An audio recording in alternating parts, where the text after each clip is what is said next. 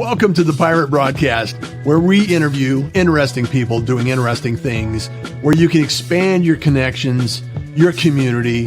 Kindness is cool and smiles are free. And let's get this party started. And welcome to the Pirate Broadcast. Hey, I just want to remind everybody that it's Giving Tuesday today, and it's the last day of November. Tomorrow's December, and so reach out to somebody you haven't talked to for a while. Let them know you're thinking about them, and extend the kindness for the month of December because it's the holiday season. And we have Montana in the room. She's going to be talking about wine today. So welcome to the Pirate Broadcast. You're now a pirate. Thank you, Russ. Good morning. I feel part of the crew. You are part of the crew. You don't have to feel that way. You are part of the crew. It's like, come aboard, have a party, and it's all about kindness and sharing great wisdom and wit. And the thing that we want to share today is some of the things that you've learned in the last number of years as you became a wine sommelier and the wine industry in Colorado. We were talking before the show. And so for those that don't know you yet, kind of give us a snapshot of who Montana is and what you're up to these days. Well, so I grew up here in Colorado, which is not a wine growing region. So it's kind of a blessing in disguise because we're located in the middle of the country. We get a lot of cool wine coming through here from other places. Yeah. Where like if you're from an area that grows wine, then a lot of times the wines that you experience are from that area. So we do have a wine growing area. We were talking about that a little bit before we started the live, but for the most part, it's cool stuff from all over the world. So I got exposed to a lot of different wines from a young age. And I went to school here in Denver. I grew up in the mountains, but I came down to Denver to go to design school. I went to the Art Institute of Colorado, and I had a dream of designing restaurants. I've always had kind of a thing for hospitality and serving people, and I love that interaction with the experience, right?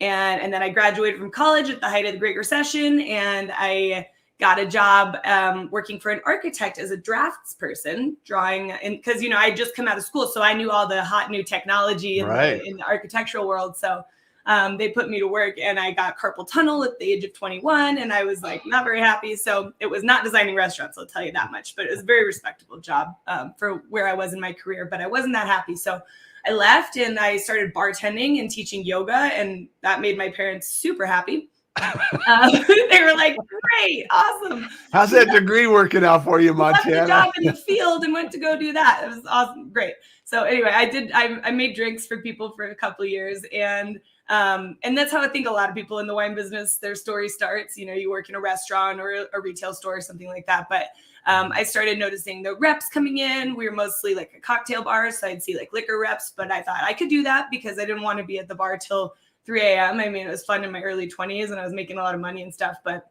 not the healthiest lifestyle. So I started seeking a job in the wine industry. I wanted to become a wine rep. I would kind of roll around talking to anyone that I would meet and be like, hey, I'm trying to find a job in the wine business. And I think that was one of my first big lessons in kind of like being vulnerable and telling people what you want, because if you don't tell anybody, no one will ever know. So I just was this young person telling anyone I would meet off the street that I was trying to get a job in the wine business. And of course, eventually it worked. I met this woman randomly at a pool one day, and she was like, I know this guy, he just started a distribution company, you should go to work for him. So I became a wine rep, and down in the southern part of Colorado, it was a brand new company, a lot of war stories of just being super green and learning and crazy.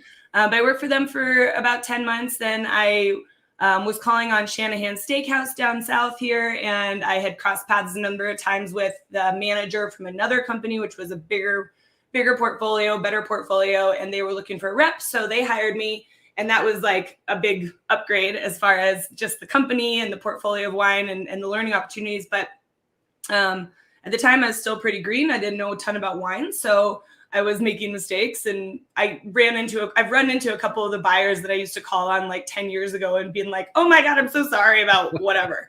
Because that was just so silly of me, and I didn't know any better and stuff like that because I didn't have any formal education in wine. I was just kind of learning as I went. Right. And I was a rep for about another 10 months or so for that company. And like I said, I didn't know that much about wine, but I had a degree in design. So I started redesigning like wine lists for my smaller restaurant customers. I'd kind of make a deal with them because a lot of them didn't know that much about wine either. We were like down in the southern part of Denver. So I'd be like, I'll make you a wine list that looks good and matches your, your branding. And then you got to give me some placements. Otherwise I'm going to lose my job. and so that worked for a bit, and it kind of came to light with the company. And then, so they changed me from a rep to the creative director. So I was like Montana Party of One, doing that for a while. And that job kind of expanded, and we started doing more in-depth programming with our wineries to bring them to the Colorado marketplace. And I stayed in that job for 8 years. Oh, wow. By the time I left, which was at the end of this past June, I was leading a team, doing really big, statewide initiatives, all kinds of programming. But I always kind of believed that the storytelling side of wine should come from the winery. And we were kind of trying to be the translator between the winery and the consumer audience. So sort of with a, bittersweet transition, I left that company. It's still great rapport. Actually, there's one of my customers now, but I started my own business. So I started the Wine Ship. And so I actually refer to it's very much like a piracy of the wine world, because we do things a little bit differently. I have seen this need for kind of that, like I said, translation between the winery and the people consuming the wine, because through the typical structure of the industry, it's sort of this game of telephone. You have a winery, they're telling their story to a distributor. Maybe it's like a high-level manager, or maybe a rep or whatever. And maybe those people even went to the winery and had some amazing experience there. And then that person is coming back, and they're supposed to tell the restaurateur or the retail buyer about it and how great it was. And then that person's supposed to tell their staff about it. And then that staff is supposed to convey that message to the consumer audience. And that story doesn't usually, doesn't always translate well. Right. And the owner of the distribution company used to always say, be the missionaries. And we try so hard to do that. But, now we're in an era of content creation online, social media, digital advertising. So what you get on the other end of it is the big companies that, they have the marketing people and the marketing prowess and the strategy and the money to throw all this content out there at people. They have the money to send samples to influencers. They have the money to hire people to coordinate those programs. They're not even doing it themselves sometimes. And they're creating tons of ads. Yeah. And so, just like the big stacks of well-known labels that you see in the retail store, now what you see on social media is like the Prisoner Wine Company, Silver Oak, like you see what they want you to see. So I feel that it's super important to bolster a small business community in the wine industry and also in this country, and letting those people make the great wine, those small producers that don't have the budgets necessarily, let them make the wine and then introduce those wines to people, but also teach them about wine, because some people that are buying Silver Oak, they don't know that Cabernet Sauvignon is a grape. Right.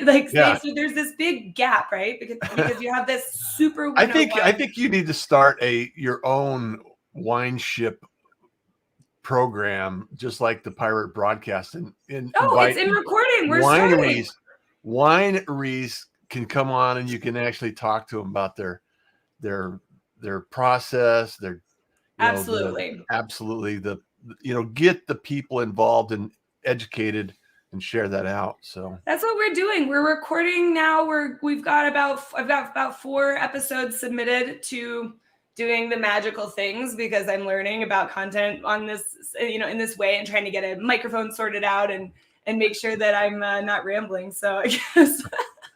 So I want to come back to a couple of points you brought up. Is the process from the grape to the table is extensive. I mean, there's a lot of steps that have to take place.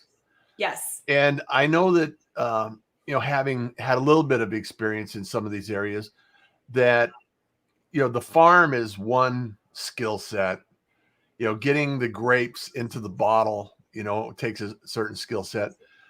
From the bottle to the distribution, is a completely different, the advertising and the media and the design, and, just like getting it on the wine list, is all of these little steps require attention and detail. So where do you, now that you've had some experience, where did you stop and say, okay, I'm going to be a wine sommelier? because that's a skill set in itself.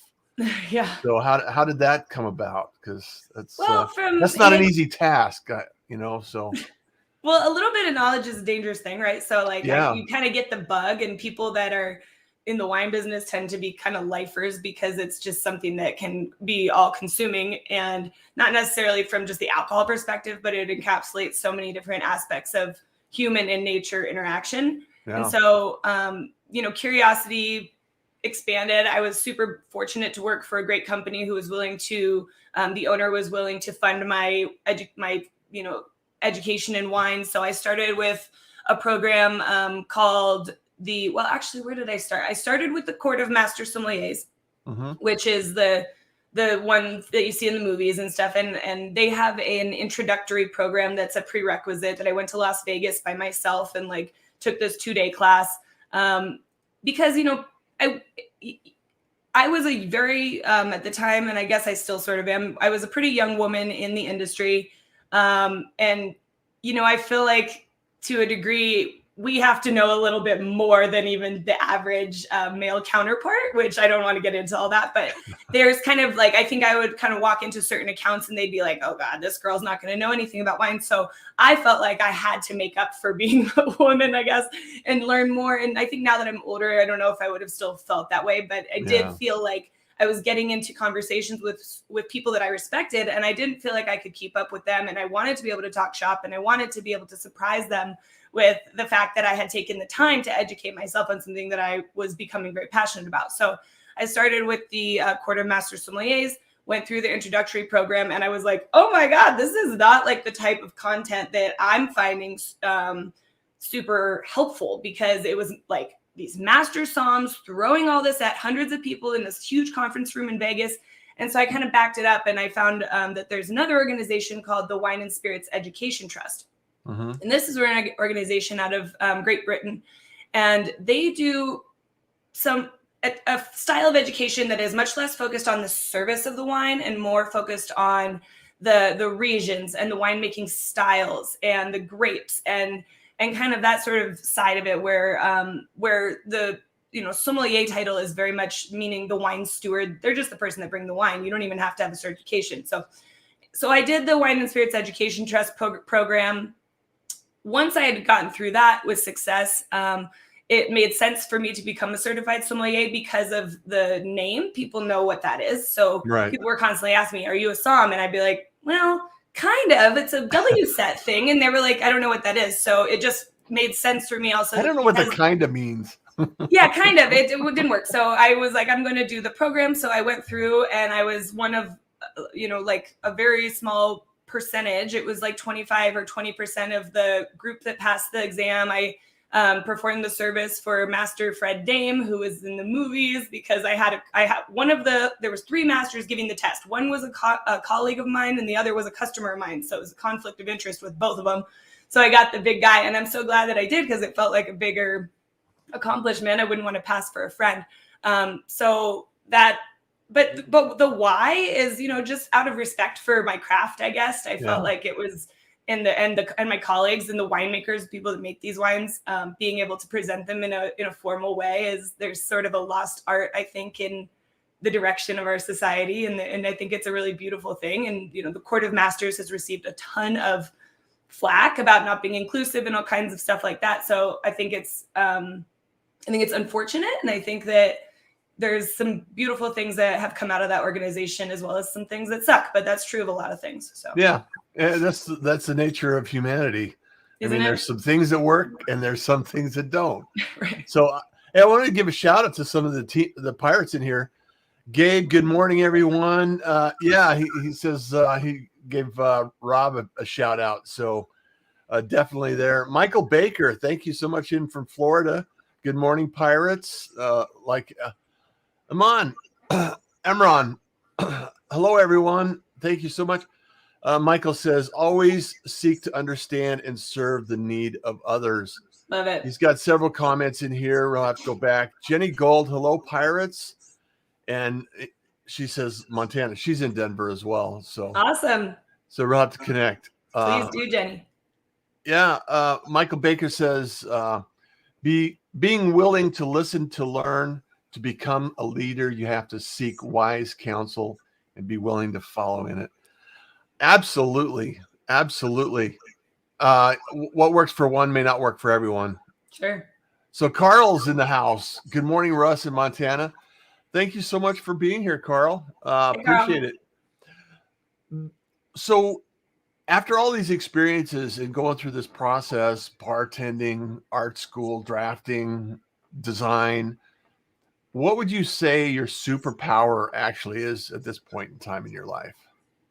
Oh man, I think that I've always been sort of an innovator. If I can't, I will find an unusual way to solve a problem, Mm-hmm. and I think that that's a important and good skill set. I've got a set of gallon paint cans holding up my bed because the base broke. It's like it works, and it doesn't need to be complicated. Sometimes the simplest things, and something that Michael said actually that I think is super valuable and true is, I was having a conversation with a winemaker recently, and he said, he's a small business owner too. And I said, do you have any advice for someone like me? And he said, surround yourself with people who you respect and who are smarter than you. And I think, great advice, but he's like, but I'm not done.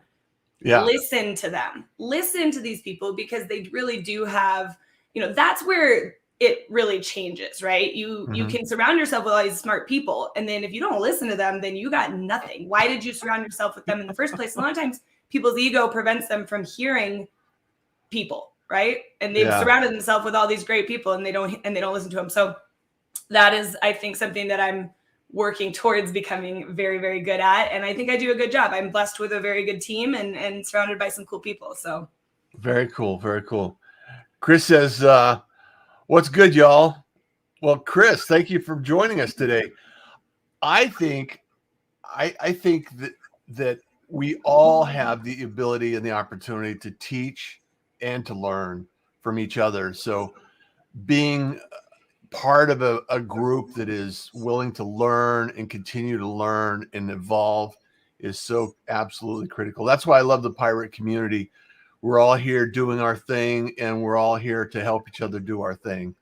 And as part of that, the whole process is an opportunity to continue to grow, to see a new perspective. Because my experience, and your experience are completely different. However, I suspect if we had a conversation long enough, Montana, there's probably threads that will cross paths and some ideas and some concepts that say, oh yeah, I've experienced that same thing. So we're not that different when we really get down to it. There's always a common thread. And I think one thing that I always appreciate and I've always enjoyed is the environment, going out to a nice meal, having a glass of wine and enjoying company, good conversation.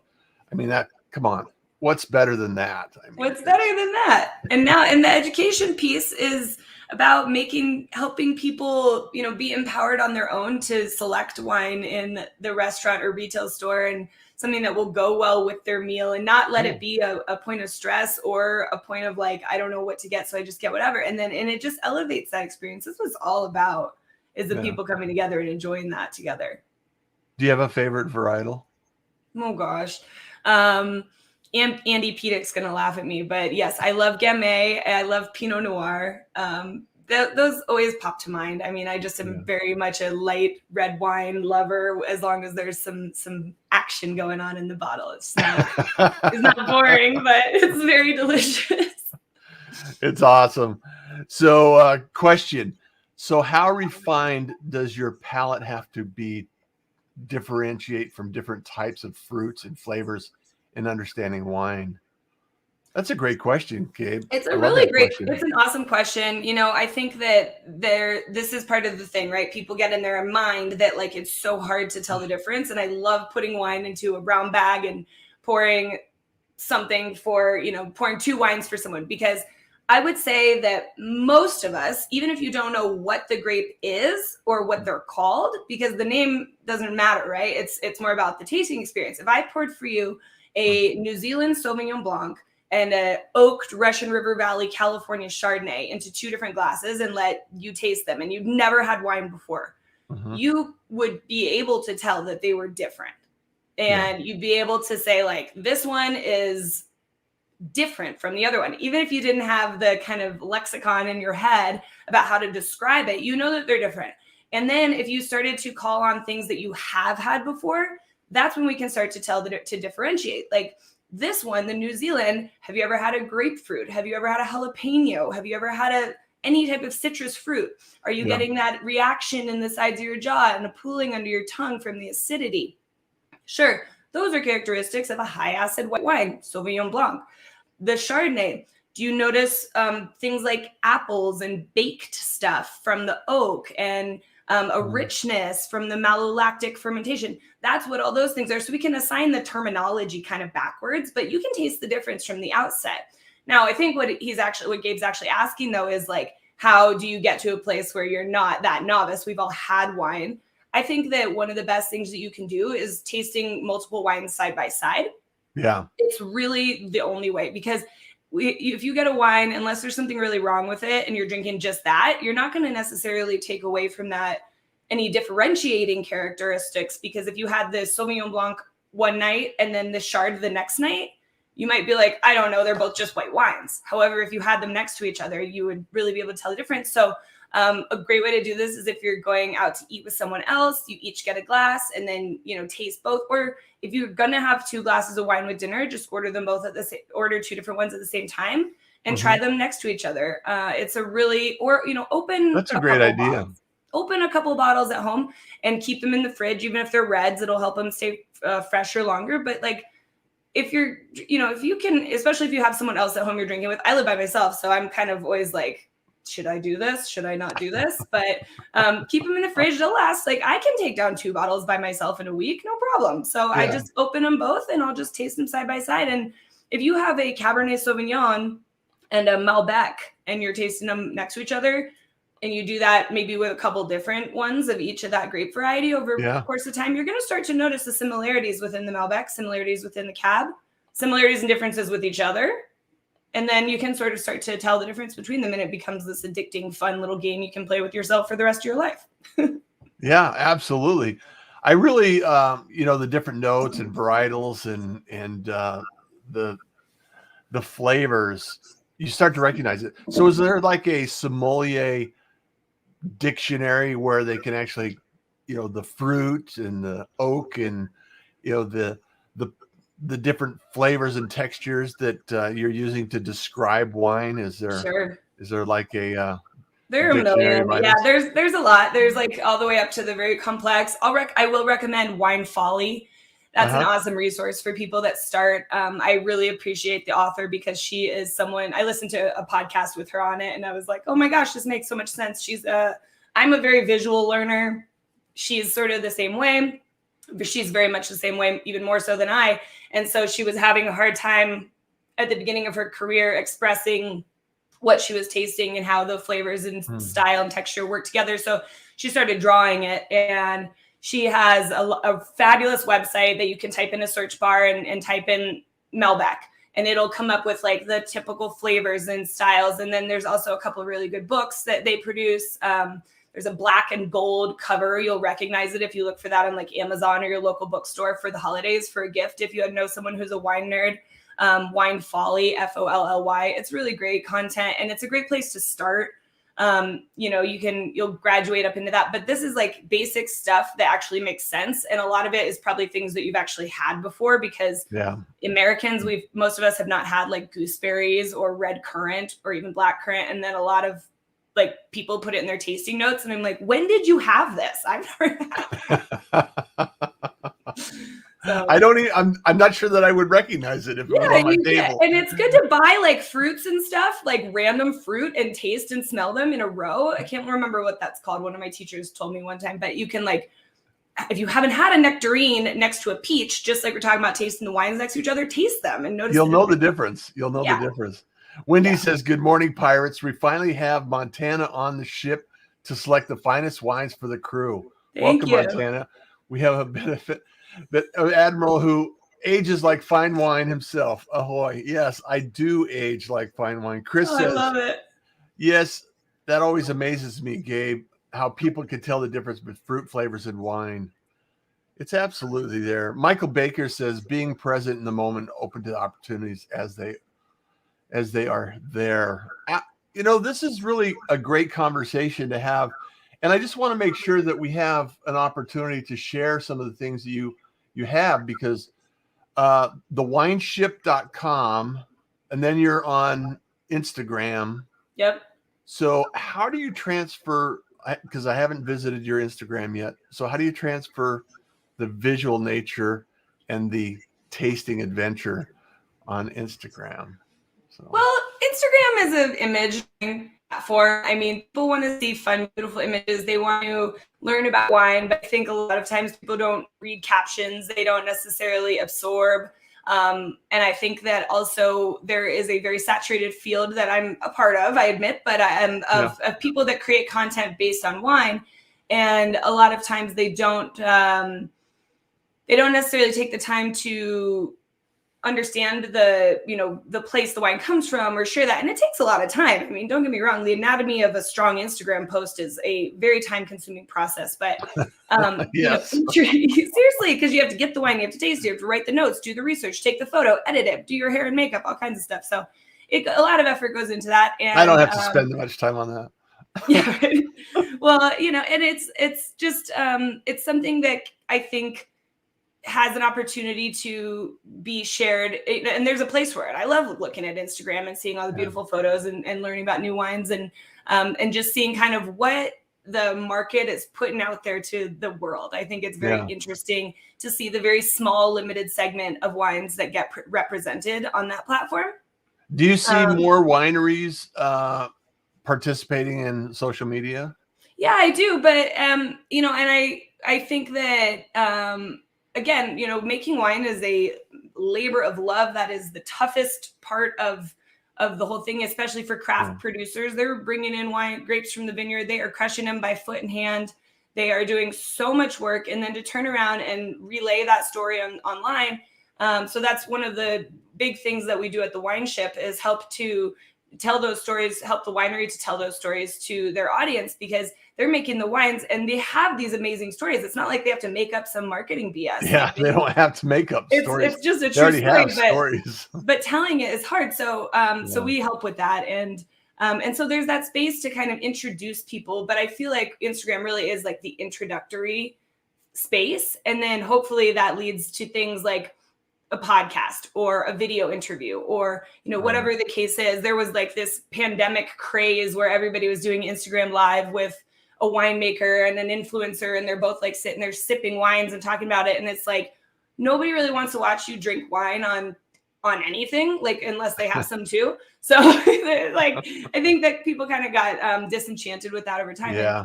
And tasting wine and saying what I think is not that interesting. I feel like people are more interested in where the region is and what's the style of the wine. Perhaps it's something that they too would enjoy, as opposed to just like, oh, I'm getting a note of lemonade here. It's just like, so, trying to tell stories and introduce people to the culture of wine more so than just tell them what I think it tastes like. I know there's a huge audience, and I know that there's a lot of people out there that are willing to participate and enjoy it. And I mean, there's even people invest, there's a whole another industry about investing in wine and, doing, purchasing in, future wines. And it's like crazy. However, so it sounds like you got a wonderful thing going on. I look forward to hearing more about your journey on the pirate ship, the Wine Ship. The Wine Ship. Now that you're a pirate. Yes. If I could talk. And I would love to have you come back and give us updates on a regular basis so we can. Oh, I would absolutely love that. That'd be so great. Maybe in the spring, hopefully we'll have the ship open and maybe you can even come see us in Denver. We'll have a tasting room. That would be absolutely fantastic. Yes. I love that. Awesome. Well, thank you so much, Montana, for being here. Everything that we have going on, connect with Montana. She's also on LinkedIn, although she's not as active on LinkedIn as I'm trying to be. I'm writing myself notes. Like, okay. I sent you a request so you can actually connect. Okay, well, I will hop on there. Yeah, and if you go to the website, thewineship.com, up at the upper right-hand corner, there's little buttons that link directly to all to LinkedIn, Facebook, Instagram. But Instagram's the main one. Please send me a message so I don't miss you, so I can say hi and we can connect. Yes. And just say, hey, I'm a pirate. I wanted to connect, and you'll be out there. So yeah, I would absolutely love that. And any questions, any guidance I can give for the holidays or gifting or wine questions, no, just don't hesitate, please. Fantastic. Well, thank you so much for being here. As always, pirates, kindness is cool. Smiles are free. And don't forget, there is Tuesday giving today. So give something positive, productive, kind, and considerate. And also, I am still running the special for the pirate special. So if you want more information about the pirate treasure, DM me and I'll let you in on it. Awesome. So thank you, Montana. Appreciate you. Thank you, Russ. Thanks for giving your time. Have a wonderful week, and we'll see you on the next one. Take care. Sounds good. Same to you. Thanks. Thank you for joining the Pirate Broadcast. If you found this content valuable, please like, comment, and share it across your social media channels. I would love the opportunity to help others grow in their business. The Pirate Syndicate is a platform where you show up, we produce the show. It's that easy. If you want to be seen, be heard, and be talked about, join the Pirate Syndicate.